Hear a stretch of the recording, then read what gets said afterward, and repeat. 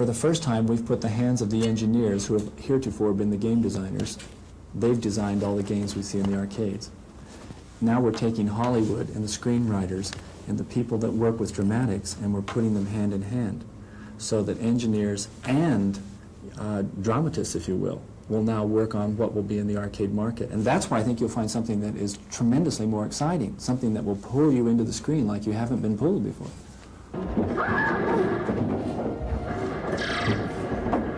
These kids at the Celebrity Sports Center here in Denver are playing the newest rage in arcade games, Dragon's Lair. You've seen how different this game looks from the average video game. The reason is the players are actually playing a movie. Options are presented to the player on screen, and it's up to the player to react correctly. The scenario changes depending on the reactions and decisions the player makes. Make the wrong decision, and our hero, Dirk, meets an untimely end. It was invented in part by former Walt Disney animator Don Bluth, who has struck out on his own and in the last few years has been responsible for the animation in the motion picture Xanadu, and for the artistic and critically acclaimed Secret of NIMH. First of all, you have to give the illusion that the game player is in control, when indeed he may not be. But you must give that illusion. I thought, wow, that's right up our alley. That's movie making. Give the illusion, present a moment to him in which he must react, a moment of danger, and then get him to react to that moment at the right moment. Then you'll see another scene in which he is saved from that. I thought, well, that's very interesting. How can I design a game which will present enough of those moments in short little periods of time to where the game becomes exciting and gets him keyed up? And that was the challenge of designing the game. Dragon's Lair is as different from normal video games as Space Invaders was to pinball. There's absolutely no comparison. The task of putting the game together was awesome. 13 animators sketched 50,000 drawings of the characters in action.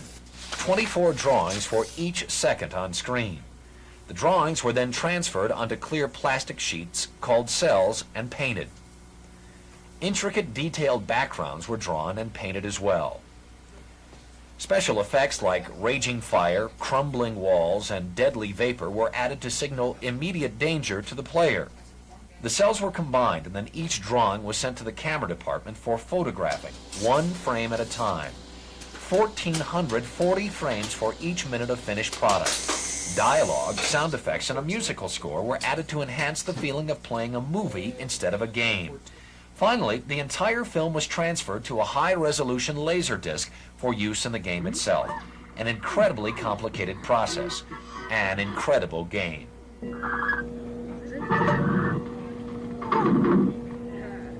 Dirk's task is to get through all the various dungeons and obstacles so he can ultimately save a damsel in distress from a terrible dragon.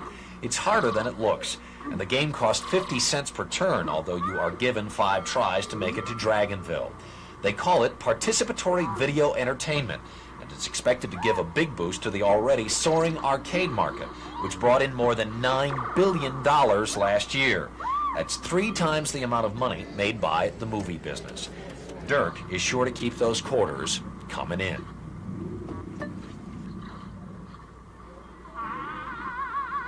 He's as unassuming as a modern-day David. His name is Rick Dyer, better known as the inventor of the laser video game Dragon's Lair. We went from 0 to $30 million in orders in the first 40 days. It's incredible. Dragon's Lair was originally intended as a home video game, but Dyer had no way of marketing his idea. No one knew what a laser was. They would imagine a James Bond movie with a laser beam that cut someone in half. They didn't know what a laser disc player was. How far ahead of the video game industry Rick Dyer is can be seen in something that may end up in the Smithsonian Museum. It's the forerunner of Dragon's Lair. To show how fast the video game industry has changed, consider this the first video game invented by Rick Dyer. It was developed in a garage in Pomona, way back in 1979. This was Dyer's first computerized interactive game. It used cash register paper, a good omen of things to come. Computer would, kind of like a player piano, it would roll the paper forward at a high speed and then stop, and you'd see a picture and some writing, and it would give you a list of choices. From that, he developed a computerized film strip game, then added sound. It all led to Dragon's Lair that, even with a technical blackout flaw, revolutionized the young industry. Now Dyer is ready with Space Ace. The scripts and storyboard are done locally. The animation is by former Disney artist Don Bluth. This working video copy shows the sketches along with the finished layout.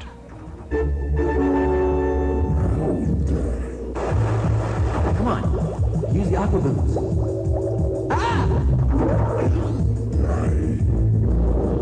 Space Ace has one sequence that could be symbolic in Dyer going head-to-head with Atari. The giant is shown destroying himself in pursuit of the smarter and quicker hero. I think right now the arcade industry is playing catch-up to us. I know what's coming after the introduction of our home system. We have a sense of direction here, which is, I'm not sure that some of the companies like Atari have that anymore. Tomorrow, something from Rick Dyer so secret we can't reveal its name. It won't be released until June, but you'll have the first public look in our final report. What you are seeing could be the world's most unusual movie. It's a movie that allows the viewer to decide what happens from moment to moment. Dragon's Lair is a new generation video game, and it's as far removed from Pac-Man as Steamboat Willie is from Sleeping Beauty. The electronics of the game are the creation of Rick Dyer, and the animation is the work of Don Bluth Studios of Los Angeles. Don Bluth was formerly an animator for Walt Disney Studios, but in 1979, he and 11 other Disney animators walked out and formed their own company. Their first major project, The Secret of NIMH, was considered to be visually beautiful by critics, but didn't raise too much fire at the box office. We put the film in the theaters, The Secret of NIMH, and it had a so-so response, and I figured out last summer that everybody was watching E.T. So, and if they weren't watching E.T., they were in the arcades playing games. And right after the picture had been released and we saw that, probably wasn't going to get immediately out of the red, so we better be thinking of something else that will help animation to grow. And there was at that time, there was a young man who came to us and he says, our company called Advanced Microcomputers would like to do an arcade Laserdisc game. I thought, fantastic. And then I learned some figures about the arcade. Basically, they had about $9 billion last year, which is 3 times the movie industry. I said, that's where the audience is. They're in the arcades. So, yeah, so why couldn't we do this then? We could make an animation game. And with a laser disc, you don't have to settle for the little sticks and dots. You can actually put full-blown, full-length animation on that screen. Whoa! Whoa!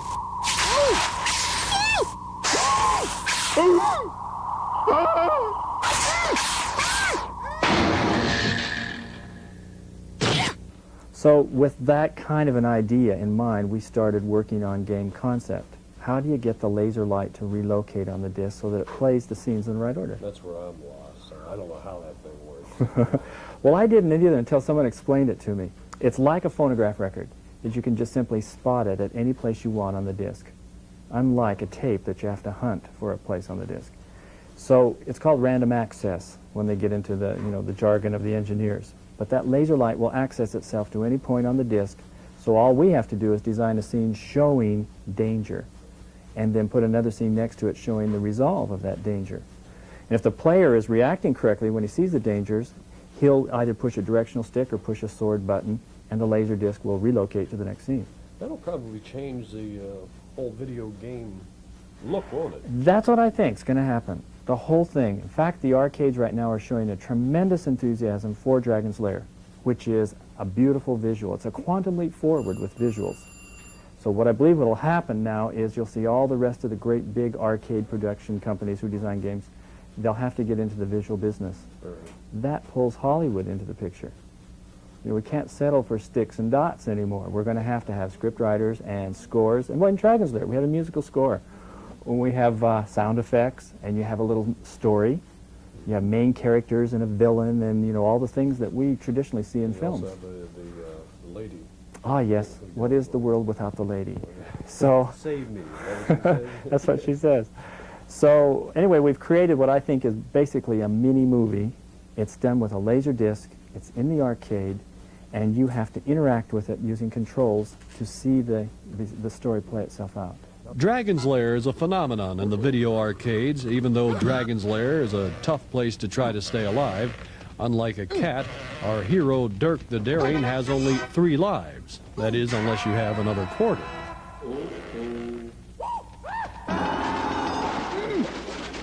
I'm very excited about Dragon's Lair and the visual games, these arcade games, because it will help us train animation talent.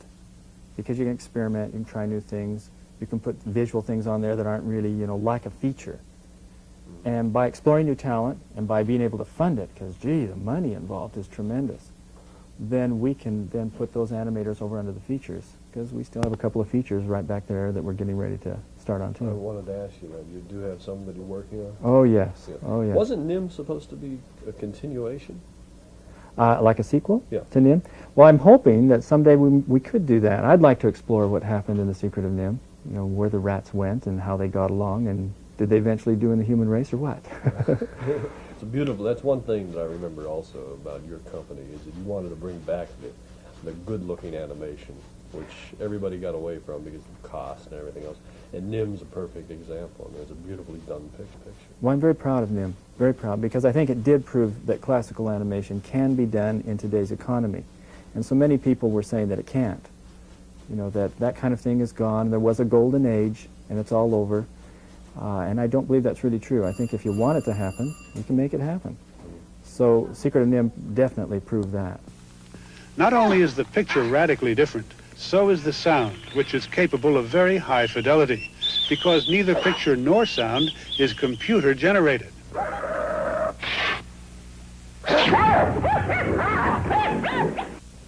Rather, they are recorded on a high-technology laser beam version of a video disc player. And that player enables you to take a 30-minute roll of film, put it on a disc, and you can cut from any one scene or frame to another almost instantaneously.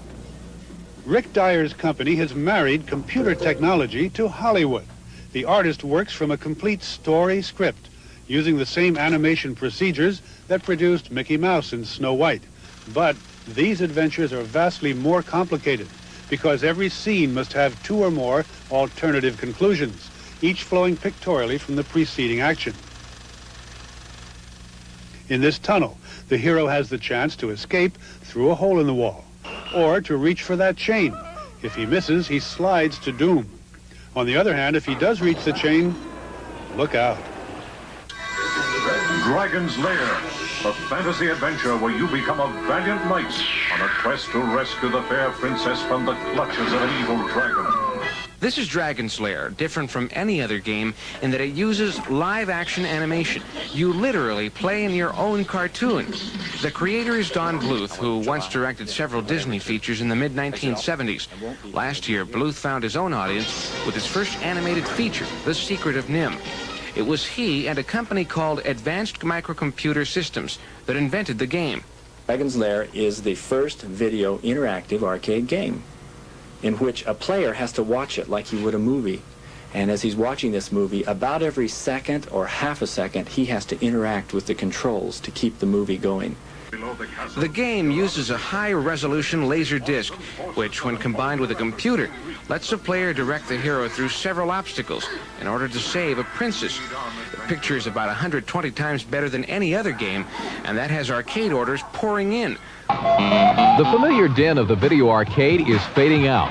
Business has dropped in half over the past year, and companies like Atari claim losses of more than $350 million. The slick, swift-paced space games are taking a nosedive, and analysts predict a crunch in the industry by Christmas. The craze has definitely peaked. But there is something completely different that's invading the video emporium these days, and it's a result of the recent marriage between the laser and computer technology. It's pretty amazing to see, so if you're game, let's coin up. Enter the world of the Dragon's Lair. It's big news at most arcades these days because of its unique action. The screen transforms into another dimension, and the player controls the fate of a real character whose quest is to slay the dragon. It's too hard. Oh, I think it's about the best game I've ever played. It took me at least $40 before, I killed the dragon. And One thing about these new games, they're a bit more expensive than the regular arcade games. These cost 50 cents to play, and Dave here is going to stand behind me and help me in case I make a mistake. Okay. The player is responsible for the safety of Dirk, the hero of the story. Now, it's Dirk's mission to kill the dragon and save the princess. But first, he must face a series of fatal obstacles. Like any good cartoon, Dirk is up against every imaginable peril. Only here, in order to win, you must make all the right choices to get him to his happy end. And take it from me, it's not easy, but a real challenge to both adults and kids. Just makes you want to save the lady, you know. It's pretty much fun. I like it a lot. You don't know what's going to happen next. It'll make you jump if you do something wrong. It's like, you know, exciting. The idea of turning cartoons into video games was developed at Rick Dyer Industries. We're in the entertainment business, and no one had really come out with anything new, a new novelty, something, and people were sick of computer graphic games. It didn't have appeal. They're tired of it. They wanted something a little more real.